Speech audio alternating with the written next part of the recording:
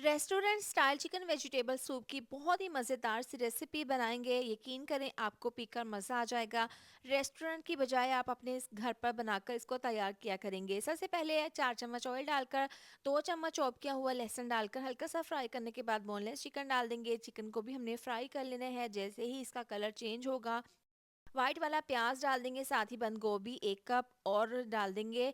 बारीक चॉप की हुई गाजर हल्का सा फ्राई कर लेंगे। जैसे ही सब्जियां फ्राई होंगी, इसमें आधी चम्मच नमक, आधी चम्मच पिसी हुई काली मिर्च डालकर मिक्स कर लेंगे। अब इसमें 2 चम्मच डाल देंगे सफ़ेद सिरका, 2 चम्मच सोया सॉस, 2 चम्मच रेड चिली सॉस मिक्स कर लेंगे। इसके बाद इसमें 3 गिलास डाल देंगे पानी, इसको मिक्स करके पकने के लिए रख देंगे। यहाँ पर 2 चम्मच कॉर्नफ्लोर में थोड़ा सा पानी डालकर एक मिक्सचर तैयार करके रखेंगे, इसको आगे जाकर इस्तेमाल करेंगे। इतनी देर में आपसे रिक्वेस्ट है, वीडियो पर प्यारा सा कमेंट लाजमी कर दिया करें। 10 से 12 मिनट हो गए हैं, 1 गिलास इसका ड्राई हो गया है और 2 गिलास पानी के रह गए हैं। कॉर्नफ्लोर वाला मिक्सचर डाल देंगे। ये डालते ही 2 से 3 मिनट के लिए पका लेना है, इससे ना सूप हमारा थिक बनेगा। अब एक अंडा फेंट कर डाल देंगे इस तरीके से और हल्का से इसको मिक्स कर लेंगे। तो यकीन करें बहुत ही मज़ेदार, रेस्टोरेंट से भी कहीं ज़्यादा टेस्टफुल हमारा चिकन वेजिटेबल सूप बनकर तैयार है। आप भी इसको ज़रूर ट्राई कीजिएगा, आपको पीकर मज़ा आ जाएगा। चिकन वेजिटेबल सूप तैयार है।